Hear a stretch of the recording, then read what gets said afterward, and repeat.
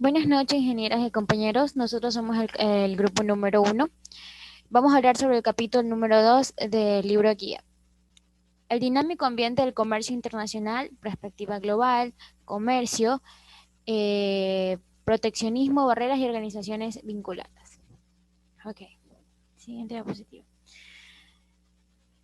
El dinámico ambiente del comercio internacional. En este presente capítulo vamos a poner una breve mirada al pasado y presente de Estados Unidos en el comercio global.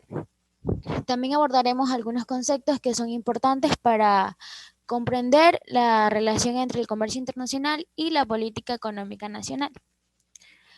También abordaremos acerca de una discusión de lo lógico y ilógico del proteccionismo. El principal obstáculo del comercio se presenta de una revisión del Acuerdo General sobre los aranceles de las aduanas y de comercio y sucesora a la Organización Mundial del Comercio, OMS. Ok, siguiente diapositiva, compañero. La perspectiva global, barreras comerciales. Sea la forma que tomen, tanto los aranceles no arancelarios son uno de los principales obstáculos que se enfrentan los ejecutivos del marketing nacional. Las naciones seguirán utilizando las barreras al comercio internacional por sin fin de razones. Algunas de ellas pueden ser racionales y algunas otras no tanto. En general, la tarifa se ha reducido a mínimos históricos y se han progresado sustancialmente en la eliminación de barreras no arancelarias. Y la continua labor a nivel mundial para reducir aún más estos molestos obstáculos de la paz y la prosperidad. En la actualidad, las batallas competitivas se han extendido a América Latina, Europa, Europa Oriental, Rusia, China, India, Asia y África. Una mayor proporción de las personas del mundo, desde las más ricas hasta las más pobres. Estas participan en el crecimiento de la prosperidad del mundo a través del comercio global. Siguiente diapositiva. El comercio mundial.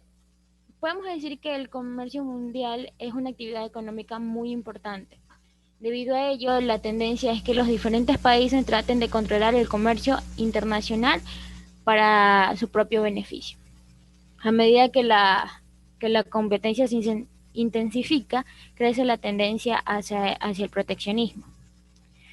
Se han de consolidar por completo los beneficios en los cambios sociales, los cambios políticos y económicos que están sucediendo en la actualidad.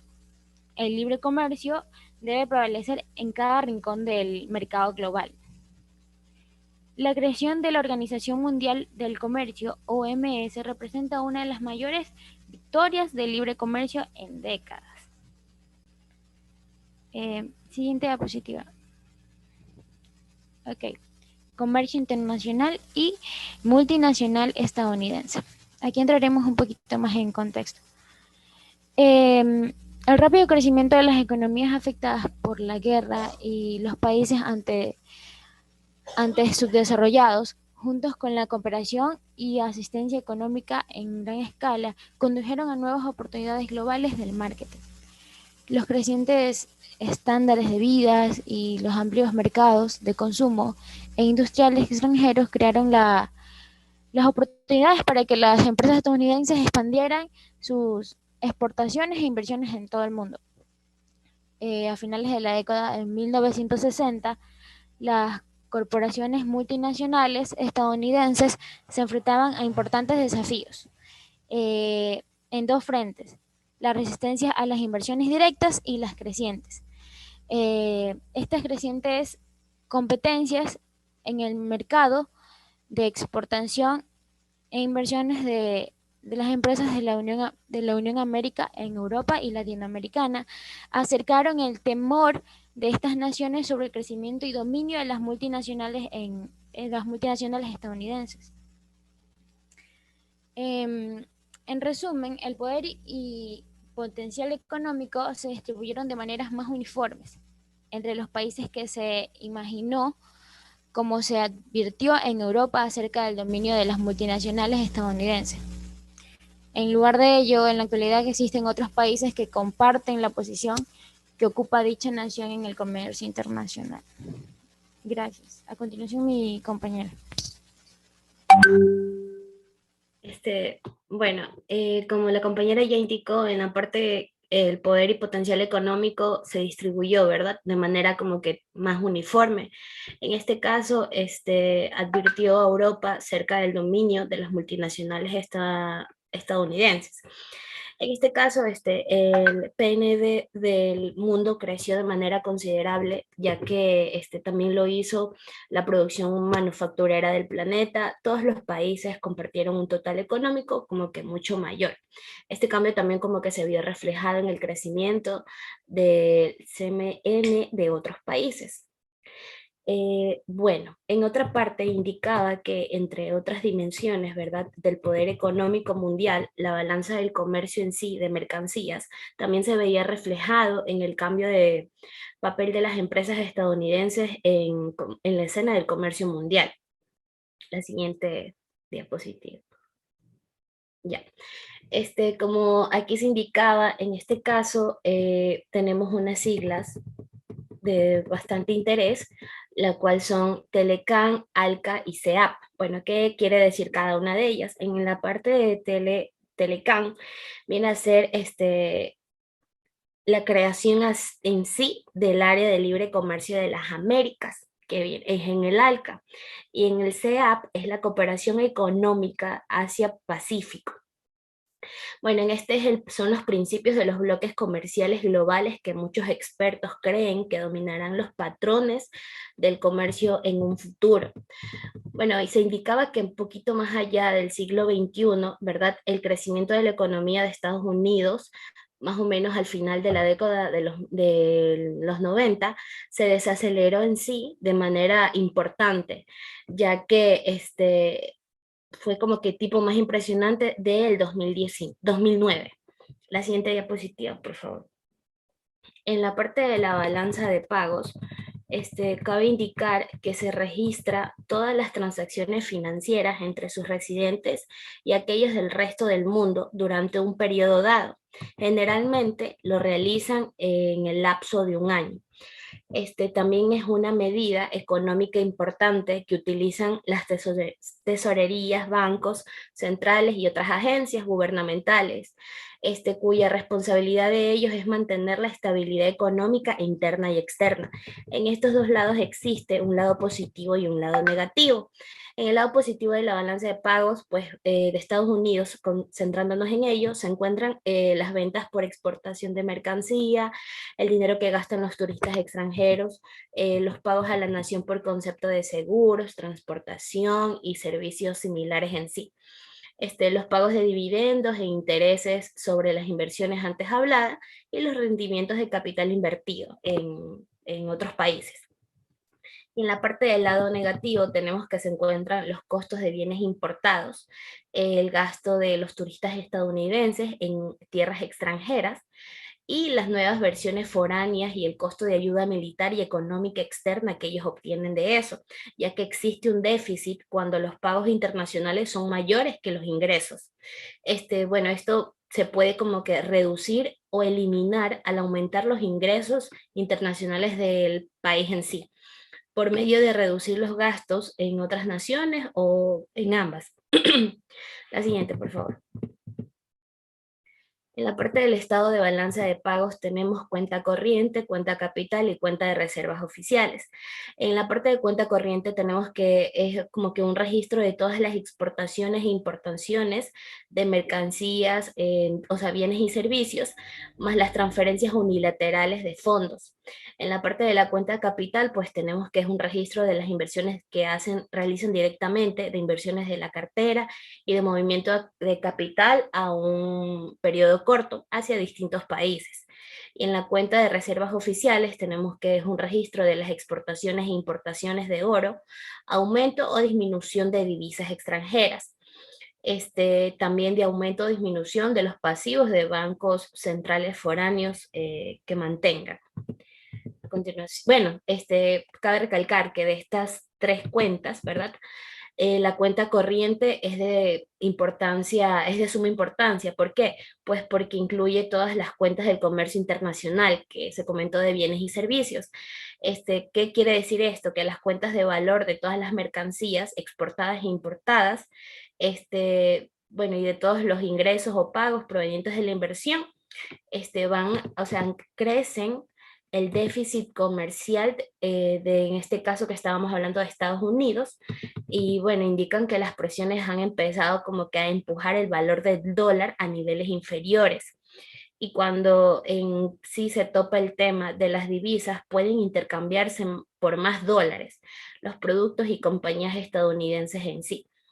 Gracias. A continuación, mi compañera.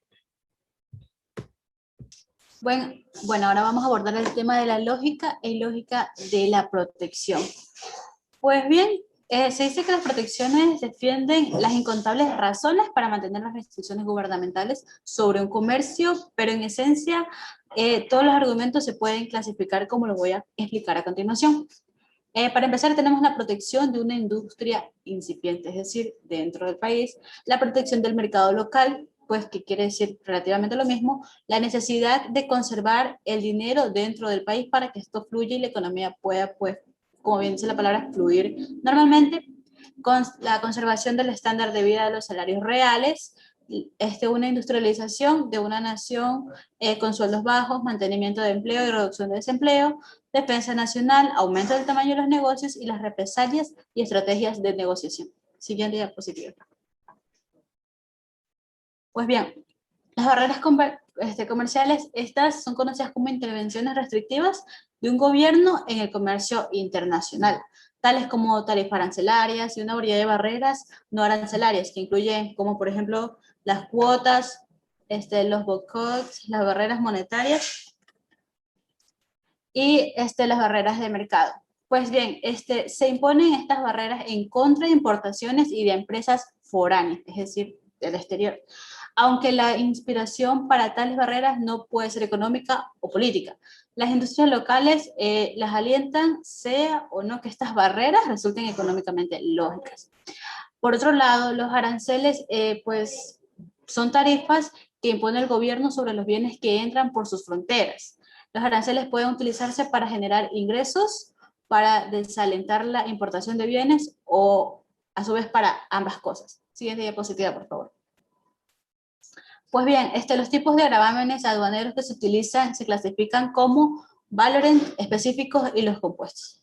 Pues bien, los valorems, estos se basan en un porcentaje del valor determinado de los bienes importados. Los específicos, en cambio, son una cantidad estipulada por el peso de unidad o alguna otra medida de cantidad. En cambio, los aranceles compuestos o mixtos, pues estos en su vez combinan los impuestos, tanto específicos como ad valorem, para un artículo en particular. Es decir, un impuesto por $1 más el porcentaje del valor. Siguiente diapositiva.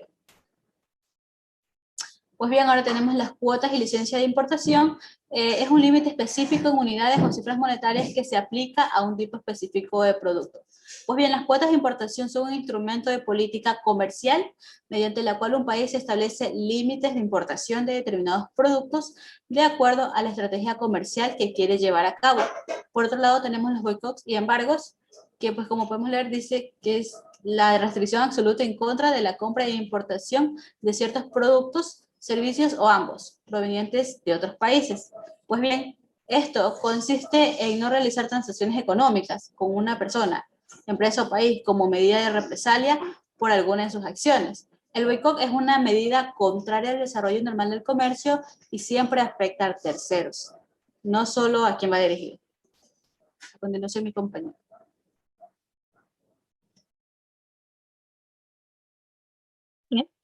Las barreras monetarias, también llamadas barreras arancelarias, son restricciones al comercio externo de un país, mediante el cual, o sea, mediante impuestos a la exportación e importación de que son bienes o servicios por parte de un país o de una zona económica, a los cuales se le denomina arancel, en el cual un gobierno puede regular su posición al comercio internacional de manera eficaz mediante el uso de este tipo de restricciones, para a su vez preservar su posición en la balanza de pagos o específicamente para impulsar ciertas industrias particulares.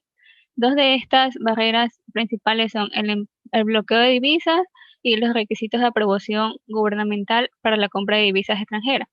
El bloqueo de divisas, se utiliza como arma política o como respuesta para situaciones difíciles en la balanza de pagos. Este bloqueo interrumpe todo lo que son las importaciones por encima de cierto nivel. Este bloqueo se logra al no permitir que un importador cambie la moneda de su nación por la moneda del vendedor. La aprobación gubernamental, se utiliza para obtener divisas extranjeras y también a su vez como frecuencia en los países que experimentan déficits importantes de divisas. Este impulsa la aportación de bienes que el gobierno considera deseables y desalienta a los que considera no deseables, pagando cantidades diferentes de divisa doméstica. Bien, siguiente. En otras barreras tenemos las que son estándares. Estas son barreras no arancelarias. En esta categoría ellos incluyen las que son los estándares para la protección de salud, de la seguridad y de la calidad del producto. Estos en ocasiones se utilizan como forma excesiva, estricta o discriminatoria para eliminar lo que es el comercio. Pero el simple volumen de las normas que incluye esta categoría resulta problemática, ya que estas en sí afectan completamente en el precio, la calidad o la cantidad de bienes pactados. Luego tenemos las sanciones antidumping. Esta barrera surgió luego de que ya habían existido otras barreras comerciales arancelarias y no arancelarias, en las cuales se había eliminado o disminuido a través de los que son los esfuerzos del Acuerdo General de los Aranceles Aduaneros y del Comercio y de la Organización Mundial de Salud. Estas sanciones se crearon para evitar que ciertos productos extranjeros ingresen al mercado.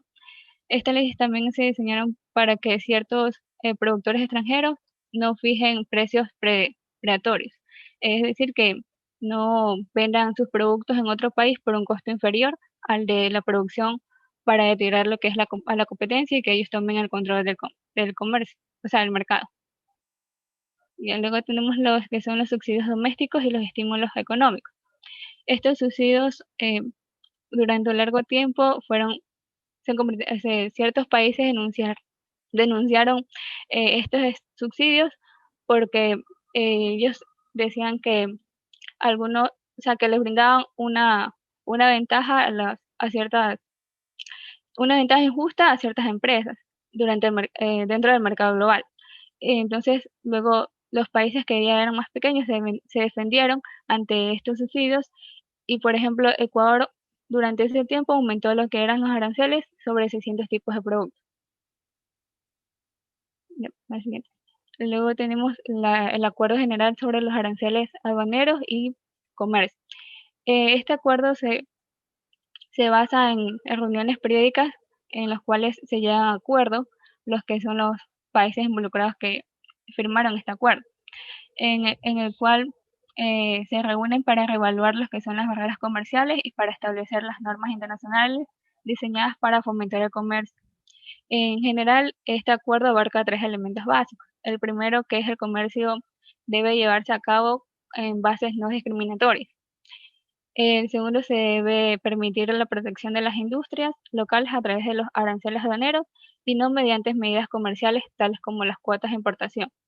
Y por último, la consulta será el método principal utilizado para la resolución de ciertos problemas durante el comercio global. Gracias. A continuación, mi compañero. Hola, ¿qué tal? Muy buenas noches.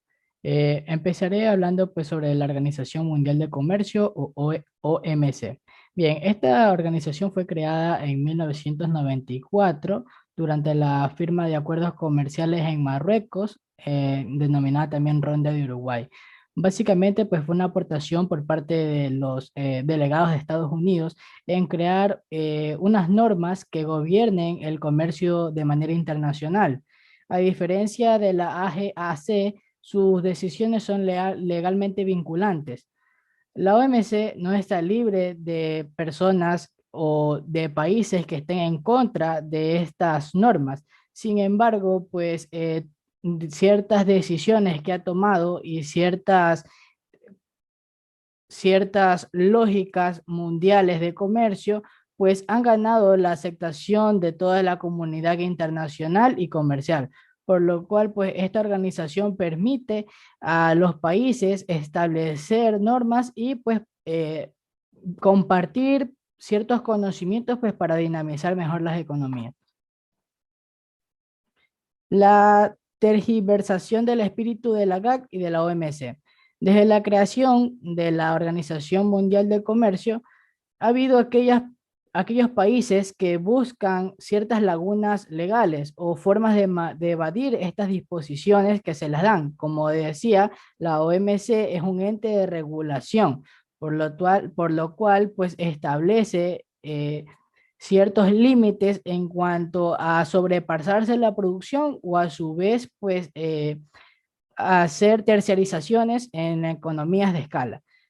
El caso pues de China, presentamos aquí, China pues decidió volverse miembro de la OMC, pero para que fuera aceptado debió pues hacer una reducción de sus aranceles, una reducción en cuanto a sus importaciones y un sinnúmero de restricciones más, para lo cual, ¿qué pasó? Y no fue el único país, sino que otros países también pues decidieron acatar o adaptarse a estos límites que de cierta forma daban como regla a la OMC, pues se sintieron frustrados y pues decidieron hacer negociaciones bilaterales con otros países pues que no estén dentro de esta organización o dentro de una alianza estratégica de comercio mundial.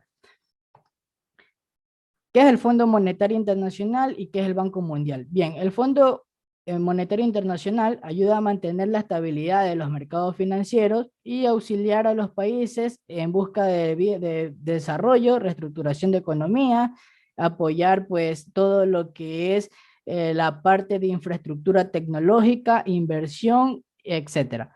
Mientras que el Banco Mundial es una institución separada, es decir, que no tiene nada que ver con el Fondo Monetario Internacional, a pesar de que los dos tienen una intención monetaria, pues en esta el Banco Mundial la tiene como meta o el objetivo de la reducción de la pobreza, de la mejoría del bienestar, del nivel de vida de los ciudadanos, busca el fomento del crecimiento sustentable y la inversión del capital humano, por lo que hace pues ciertos créditos, al igual que el Fondo Monetario Internacional, pero tiene distintos objetivos. Protestas en contra de estas instituciones globales de comercio. Esto pues ha sido una controversia a nivel mundial desde el año 1999. Algunos pues o llamados también opositores anticapitalistas empezaron a, por así decirlo, influir sobre la decisión de ciertos funcionarios públicos en contra pues de la aplicación o el retiro de ciertos créditos a los países. La queja principal en contra de la OMC y el FMI es que pues hay un número de consecuencias inadvertidas que de cierta forma por acceder a ese crédito o por permitir dar ese crédito, pues también muchas veces se ve el caso de, al menos en países en vía de desarrollo, que haya explotación laboral, pérdida de empleos, extinción de culturas, aumento de precios del petróleo y disminución de soberanía de los países, lo cual pues hemos evidenciado, fuimos hace unos cuantos meses, evidenciado pues el caso de aquí de Ecuador, que es un tema muy controversial. Muchos economistas analizan pues todo este tema, pero sin embargo se cree que con el nuevo gobierno, con el nuevo establecimiento, pues se logre llegar a una equidad y poder buscar el bienestar social, que es lo que se busca. Dado los aparentes éxitos anteriores asociados con los esfuerzos generalmente pacíficos, se busca influir en las políticas e instituciones globales, esperando que no sea lo mismo en el futuro y pues los créditos que se desembolsen tengan como silla tal ese objetivo de crear pues una mejoría en el país y no crear pues un espíritu anticapitalista y socialista. Listo, eso fue nuestra exposición del grupo. Muchas gracias por prestar atención. Presentamos la bibliografía.